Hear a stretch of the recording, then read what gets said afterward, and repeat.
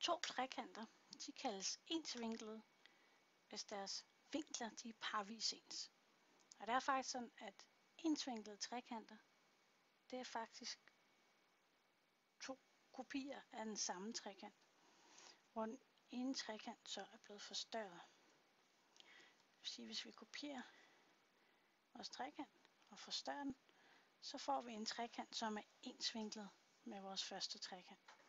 Vi kan kalde den nye trekant for A-mærke, B-mærke, C-mærke, og så skal de siderne selvfølgelig også hedde A-mærke, B-mærke og C-mærke. Så når vi kopierer trekanterne og laver en forstørrelse, så får vi altså ensvinklede trekanter. Vi kan se, at vinkel A-mærke og vinkel A, de er de samme. Vinkel C og vinkel C-mærke er de samme, og vinkel B-mærke og vinkel B, de er også de samme.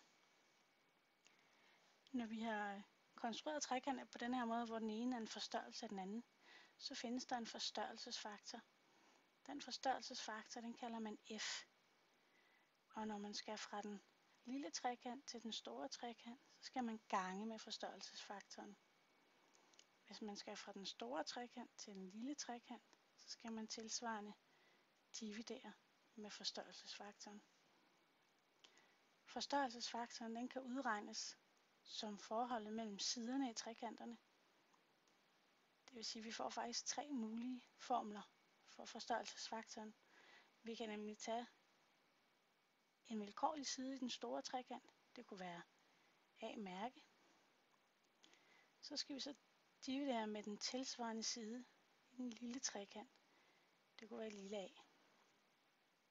Vi kunne også tage siderne B-mærke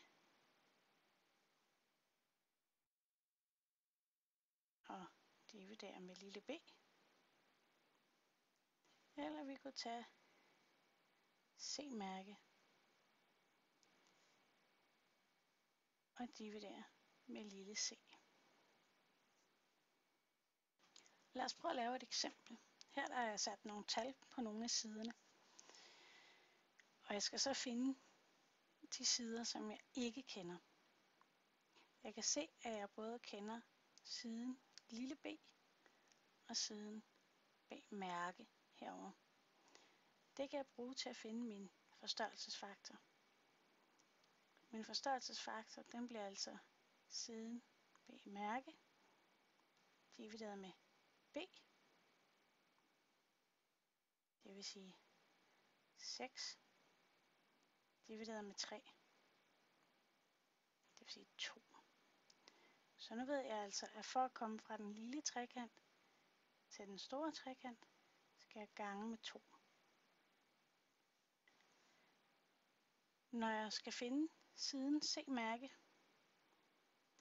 så skal jeg altså tage mit lille c og gange med min forstørrelsesfaktor.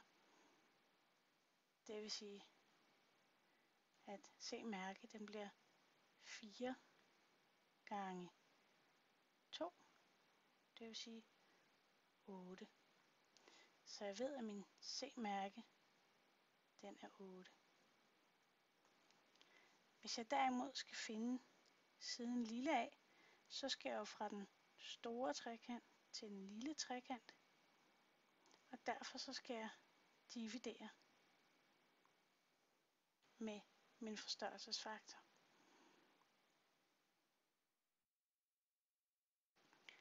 Så for at finde lille a, så skal jeg altså tage A-mærke divideret med min forstørrelsesfaktor. Det vil sige, A-mærke den er 2, så det er 2 divideret med min forstørrelsesfaktor, som også er 2. Det giver altså 1. Det vil sige, at mit lille a, den er altså 1. Og på den måde har jeg fundet de ukendte sider i trekanterne.